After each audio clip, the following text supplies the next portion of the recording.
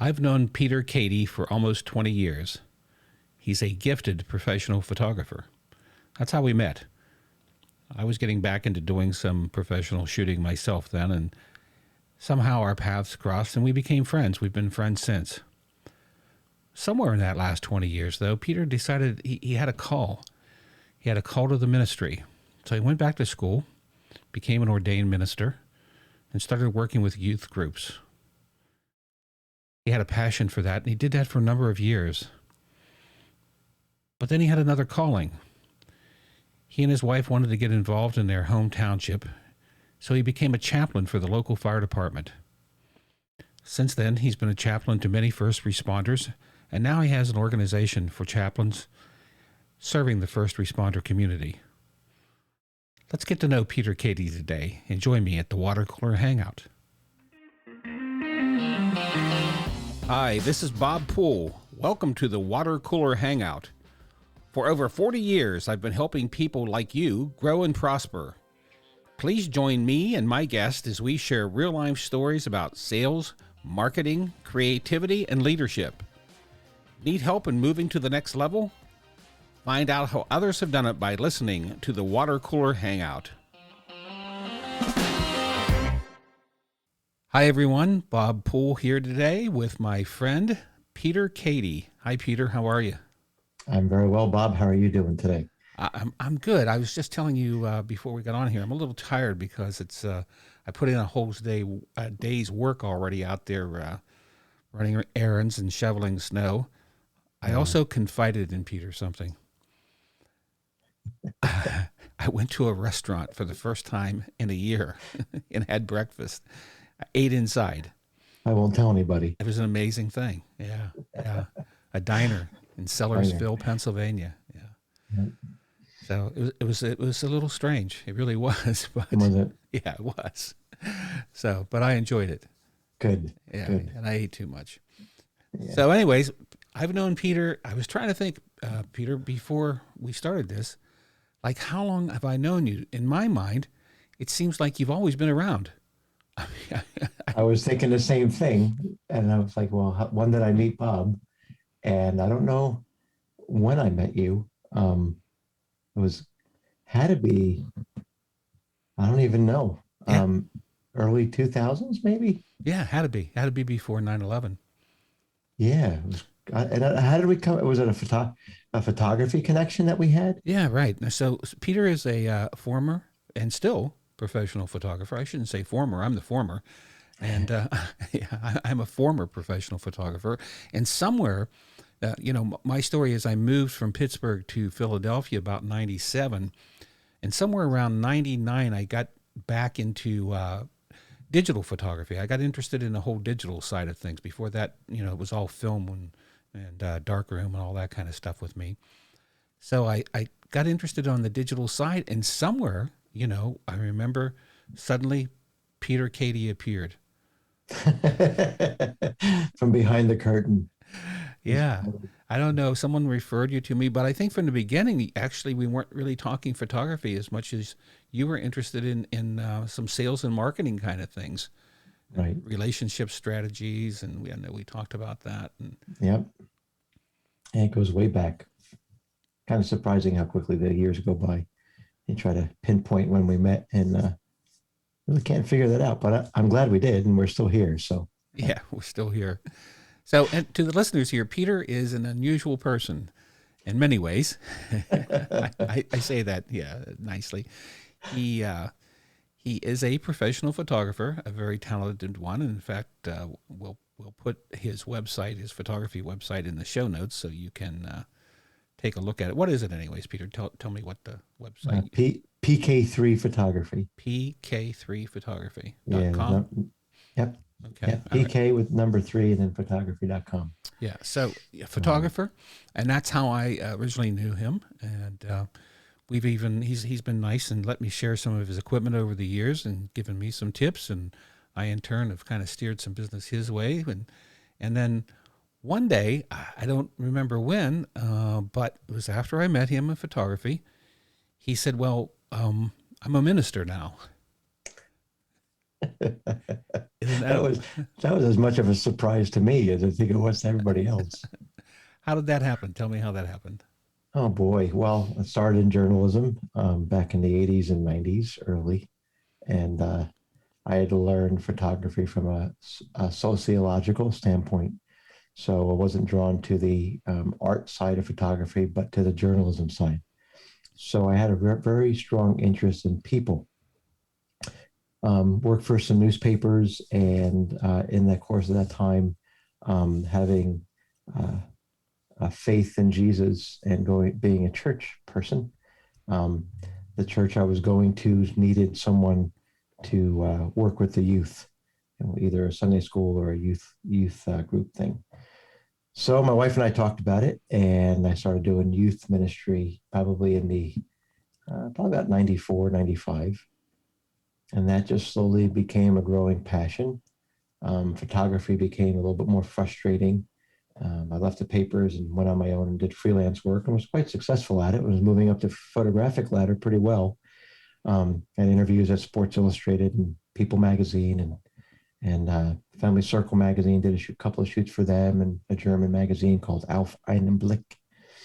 And was doing some assisting work for a gentleman, excellent photographer, Ed Eckstein, here in Easton, Pennsylvania. And just felt the call to work with students. So I left photography and went into pastoral ministry, went back to school, got a master's degree in theology and ethics, and ended up doing pastoral ministry for 20 years with youth and family. So I was one of the oldest youth pastors going. Usually they only last a few years. I lasted 20. So yeah, I am a little strange. You're right. So they only last a few years. Is that because it's just a burnout kind of kids sort of thing? The kids drive you crazy, or what's this? Or it's just a Yeah. difficult job. Well, I think the mindset of most youth pastors, not all of them, is that as a stepping stone to a bigger pastoral position, either associate pastor or senior pastor. So the average stay of a youth pastor was about a year and a half, 2 years at a church, which in the scheme of getting to know students and getting to know people is really nothing. I just never felt called to be the guy, of the church and to be the, the chief cook and bottle washer. I just really enjoyed the energy of middle school and high school students, believe it or not, and just stuck with it and ended up being at one church for 15 years. And that went right up to 2018. And that's when my story again shifted. What happened? I'll leave you in suspense for a minute. Yeah, it shifted in 2018. Okay, so what happened then? Well, in 2014, my wife and I were looking for a way of being more involved in our township because the church is. I live in I actually live in Pennsylvania. Church was in New Jersey, but we were looking for a way of getting involved in our township. And one of my neighbors was a firefighter, and I love telling this story. He had his wife call my wife because he was afraid I would say no. They had a chaplain, but the chaplain was unavailable, and they asked if I would want to be their chaplain because he knew I was a ordained minister. And my wife looked at me, and I looked at her, and then we said, "Yeah, absolutely, this sounds great," not knowing or having any clue what I was getting myself into. So started off with Palmer Municipal Fire Department in 2014 and went to their banquet and did their ceremonial stuff.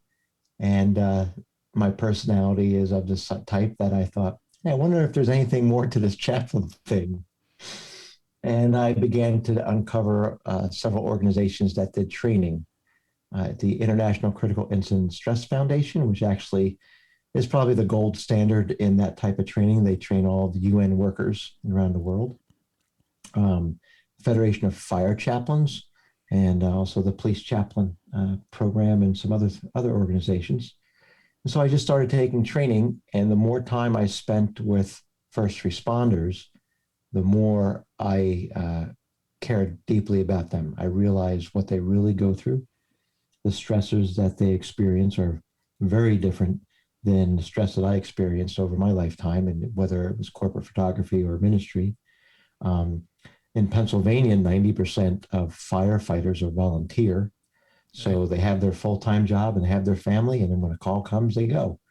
And I just wanted to support them in that and begin to care for them as a properly trained chaplain for first responders. So it just would have it that some things at the church went a little sideways, and I ended up leaving in 2018, and found myself with no job and the camera still in the camera bag, Yeah. but not sure what to do.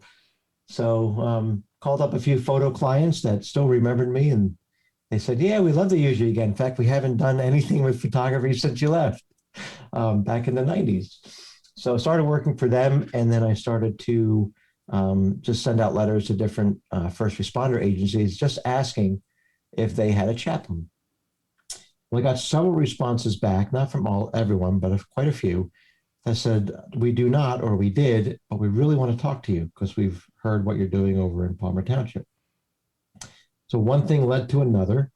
And last year, was it last year? Yeah, 2020, just before the Yeah, I pandemic. know the whole COVID thing. We've lost a year. I What year know. is it? Yeah. I don't know anymore.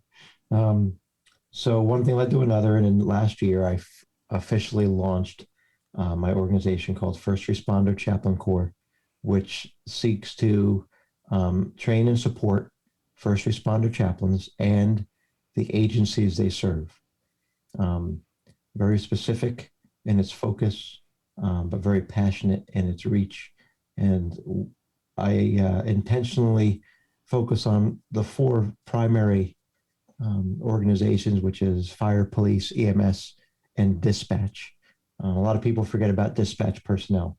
Um, and I intentionally have made sure that they never get left out because they're the unseen heroes. They're the ones that take the call first and often deal with stress that the police and fire and EMS people, the people on the ground, do not experience. So Right. that's what I'm doing now. So yeah, I mean, I bet that's true with the people that are taking the calls. So I'm curious though because my knowledge of chaplains is well, I guess what Father Mulcahy, Okay, yeah, Father Mulcahy Mulcahy. of Oh, MASH. yeah, that's. And then when I was in the Navy, Mm-hmm. the first time I went to a church service, it was a chaplain, and Mm-hmm. I thought, oh, this is a chaplain. And of course, it was kind of strange because in my mind I'm thinking, well, why do they call them chaplains? So that's my question for you. Why do they call ministers or priests or whatever that work in the military or what you're doing chaplains? Where'd that come from? Well, it goes all the way back actually to the World War II, and even further back beyond that. Um, Chaplains are the faith leaders that can be a priest, or they can be a pastor or a rabbi or an imam or any person of faith that is set apart for the care of people who might not necessarily have a faith. They don't function in a church when they're doing their chaplaincy. The military is a closed unit, so they are actually required to have chaplains to tend to the people of their faith in the different branches of the service. Hospitals tend to be closed units where clergy might not be able to gain access, and that is definitely true with the past year with COVID. So they have chaplains as well. They are men and women that are present for emotional, spiritual care. They are not there to proselytize or gain converts. In fact, that is the top of their ethics responsibility to never proselytize. My organization has a zero tolerance on that. Um, and they are there to care for the victims, the family of the victims, for in hospitals, obviously hospital personnel. For me, I'm there for the fire, police, EMS, and dispatch personnel first and foremost. And then if I'm on scene at a fire, or I was a week ago was a fatal motor vehicle accident, you're there for the victims or the people that have experienced that trauma. Um, but it's one of unique training. I tell my pastoral peers that just because you're a pastor doesn't mean you can be a chaplain. And they kind of look at me a little funny. And then as I explain more of that and unpack some of the training that they have not had, it begins to make some sense.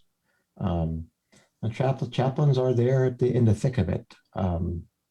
To be honest with you, I'm not exactly sure where the name came from. So now I have some research to do. Okay. So, some things we take for granted, don't we? Yeah. Um, but it's a position of faith, but we don't lead with our faith. We lead with our care and love of humanity. So tell me a story. What give me it could be true. I mean, don't, we don't want to get into the details, but so Right. you go out and help people, these first responders in terrible situations, right? I Yes, mean, some of them very much so. suicides and I guess what, murders, accidents, fire, Hmm. fire department's got to be terrible. So you're actually working for, but like you said, the victims and for the first responders. So, give me an example of how that works. Well, in the best case scenario, my desire, especially in Pennsylvania and abroad, or broader than that, is to have every first responder agency to have what I call an embedded chaplain. So a chaplain that is present on does regular rounds. The crews get to know them, and there's a familiarity.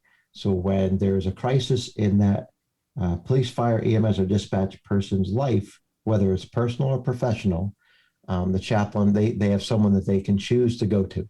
Right. It's confidential except for self harm and stuff.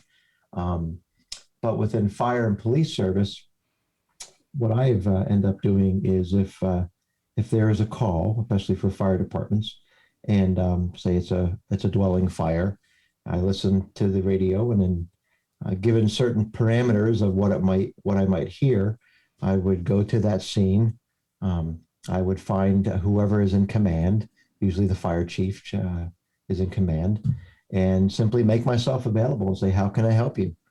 Most of the time, now that they know me, they will point me in the direction of the homeowner, the victims, and quite often because the police have their job and the firefighters have their job, the homeowners are pretty much standing off to the side by themselves, maybe with some neighbors, but just kind of watching, quite possibly and frequently, their house burn or the firefighters trying to figure out what's going on. My training and the training that of other first responder chaplains, at least good ones, is to best be able to engage people in that traumatic experience and to help them what they call uh, move out of the emotional into the cognitive. And some of the training is called psychological first aid. It sounds very technical, but it's basically like putting a band-aid on somebody's anguish. Very simple, but there are certain really wonderful techniques that need to be learned. So in other instances, a firefighter or a police officer might come off of what's called a bad call, suicide, or maybe it's a bad fire, someone got injured, and they might need someone to talk to. Sure. There are peer-to-peer training methods that some departments have. There are also crisis response teams and hotlines that they can call. But what an embedded chaplain is able to do is be a very familiar face that a first responder can go to and say, "Hey, chap, I just got off that call. It wasn't good. Can we talk?" And be able to walk them through some stuff and help them out. And if they need it further help, have a list of referrals on hand so that they can get the help they need. So chaplaincy really is proactive and preemptive rather than reactive. Really want to be there before, and the true value of a chaplain comes through in times of calm uh, in order to address times of crisis. Okay. So it sounds like a very stressful job to be a It, chaplain. Are it there can be. any times where it's you get pleasure and it's fun? You have is it or is it just always you're dealing with crises? No, there's some great times of fun, especially with firefighters and stuff, especially volunteer firefighters. They let their hair down and things. But In this later stage of my life, after doing journalism for newspapers and corporate photography and then ministry, I've just found something that I am extremely wired for. So when I go on a scene or when I'm in my departments, I think I'm the happiest. Uh, Helping them work through all sorts of things. I often tell my wife that if I wasn't there, they really wouldn't have anybody to go to. Now, some of them have houses of worship and faith that they go to, and I am a chaplain. Never takes that place. Is never to take a person's the place of someone's minister or rabbi or anything like that. We just kind of stand in the gap for a while. But with the change in our culture, fewer and fewer people have those people to go to. Right. So the chaplain stands in that gap and is able to help when they're able to. But I get great joy out of helping them. I really do. So Whether it's I'm curious. Do we're in Pennsylvania, of course, and you also work in New Jersey. But is do fire departments and do the politics, state, county, whatever, local, do any of these people mandate having chaplains, or do they pay for them? Do they? Is there funds for chaplains? I mean, I'm just curious.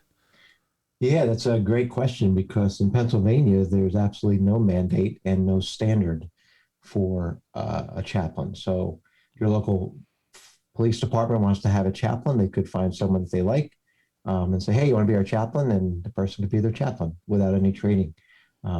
Usually it used to be years ago, a local priest or a local pastor or again, rabbi would know people within the department and be their chaplain. Very, very popular with Catholic priests because a lot of firefighters and police officers are Italian and Irish and Right. come from that Catholic background. But in Pennsylvania, there's no mandate, there are no standards, and that's something I'm trying to change. Funding is extremely minimal. Again, the history of it is that it's a volunteer position, and we're finding that fewer and fewer are volunteering. There's also been kind of a drop off in chaplaincy, I think, over the last several decades with separation of church and state and some other odd things or misunderstandings of what a chaplain does and is. Um, so, in my experience, as I've gone from department to department, and I explain to them what I would like to do, what I'm trying to accomplish, and show them my credentials, my certifications, they go, "Oh, yeah, you're not the type of chaplain we're used to. Can you help us?" So I want to make chaplaincy valuable again, so that departments are almost craving them and say, "Yeah, we understand their role and their place, and we really could use that help." And the departments I'm currently serving have that jumped on board right away. Definitely saw that and were eager. Yeah. So Well, in fact, I mean, I'm sure there are other social service agencies out there, or whether they're you know government based or even just volunteer based, that also at times need the services of a chaplain or a counselor, someone to talk to. I mean, my wife works in the world of social work, behavioral health, and wow. so she sees a lot of the same sorts of things, and works with people who see a lot of the same things. Mm-hmm. So I can see where having someone who can respond to um, trauma on an ongoing basis, where you have fire or police, but there's also social service agencies, I would think, too, that could use the chaplain services. Or, Absolutely. or, or, Um, or, or does that, again, do you get into the whole church and state sort of thing problem? Well, the neat thing is with government agencies like fire and police and things like that. Way back in I think 72, 73, there was a Supreme Court ruling, Lemon versus Kurtzman, and it produced what's called the Lemon Test Okay. for chaplaincy. And to give a real rough rundown of it, is there were three points to the test. One, the government agency could not be unduly entangled in religious things, and that the role of the chaplain had to be more than just religious; it had to be humanitarian. So, and that there couldn't be a strong connection between religion and the government agency. So as long as chaplaincy meets those criteria, there's already case law on it that says it's fine. Within a private organization, whether it's social work or whatever, it's really up to the discretion of that organization what they would like to do. So I actually did just sign a contract with a private nonprofit to help their volunteers when they might come engage something that in their work that is traumatic. So corporate chaplaincy is a thing. And part of my organization is expanding a little bit into that. But our primary passion is with first responders and making sure that they're taken care of. Yeah, I remember when things like 9/11 would be the biggest example, but storms like Sandy came through here, and the hurricanes that hit down in New Orleans, and all those kinds of tragedies. So what they're experiencing to some degree in Texas right now. Right. I know that for a fact that there was a need corporately for someone to talk to. They needed people to talk to. They don't have a corporate psychologist on staff very often. I guess some out there might have them, but there was a great need, and the call went out looking for people who could, help in terms of just to listen, to offer some counseling. Mm-hmm. Yep. And part of the biggest role of a chaplain is what's called the ministry of presence. And the best way I could describe that is we had a commercial structure fire here in the township quite a while ago. It was at night, and the fire was in the roof. It was a big metal building. It had the potential of being a real issue for the firefighters. There was nobody at the plant at the time. Everyone got out, but it was just a real kind of a conundrum of how do we get this fire out with ceiling upon ceiling and roof upon roof. It was kind of a hodgepodge. And I showed up on scene, went to the commissioner, the chief in charge, and said, "Hey, I'm here. What do you need me to do?" And he goes, "Just cycle through and just check up on everybody." So I did that for the hours they were there, and then I had a conversation with him later on, and he said, "I don't know how to say this or why." He says, "But whenever you show up on a scene, there's a great sense of peace that comes over me, as though we're being watched." He goes, "And that's very comforting to me." He goes, "Thank you for doing that." So for a big role of a chaplain is just to be present. We're trained to kind of keep our mouths shut, which you would never know from this podcast as I'm talking so much. So chatty chaplains are not good, especially in the middle of a trauma. When they're at a birthday party, that's a whole different story. But there are licensed clinical social workers that are trained in stuff like this. But I will tell you that as I've engaged first responders, I've had several say, "Are you a psychologist?" Because if you're a psychologist, I don't want anything to do with you. There's a stigma among first responders against clinicians, psychology, therapy, and counselors because there's a sense or some perceived sense that they're weak or they're broken or they're incapable of doing what they're doing. They're the rescuers, right? First responders are the rescuers. Right. And I don't need rescuing. I can take care of this myself. Yeah. But when they develop a relationship with an embedded chaplain in the department, that changes. And they begin to say, okay, chaplain knows me. There's confidentiality. I can go to him or her and I can share my heart. And I know I'm not going to get thrown under the bus. And he knows my culture. That's a big part of it too. Police culture is different than fire culture, which is different than EMS culture, which is different than dispatch culture. And knowing the nuances and sometimes not so subtle differences between the four makes a difference in the effectiveness of a chaplain. So you can't, I tell people not just everyone can be a chaplain. You really have to understand, you have to have humility, you have to take time to train, you have to take time to get into the culture of the people that you're engaging so that you can be most effective. So how does a chaplain, we talk a lot about sales and marketing here a lot. How does a chaplain market himself or herself? Well, you don't put up balloons and have a loud voice, that's for sure. We are not car salesmen. Yeah. And ran into someone a while back that approached it like a car salesman, and we didn't spend too much time together. It's through time and gaining trust and integrity. Yeah. It's through training. First responders train. Uh, EMTs and paramedics train, I mean, hundreds of hours of training.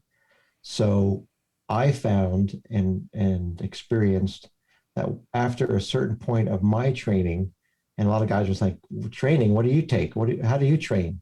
And I would show them the different topics like dealing with difficult deaths or assisting individuals in crisis or strategic response to disasters. They would go, oh, and they would kind of pull me in and say, okay, you're one of us. You're a different discipline, but you train like we train, and we're going to accept you in that.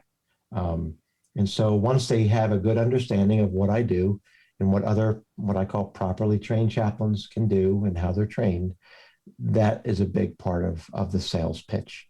It takes time. Um, it takes time, um, Well, but I think it's worth it. you have found your calling niche. You have found the one thing, Mm-hmm. your Yep. purpose, your why, as we say, Mm-hmm. which is interesting. Having known you now for 20 years and seen you evolve, you're a great photographer. You Thank could you. have made a living at that, and you still could.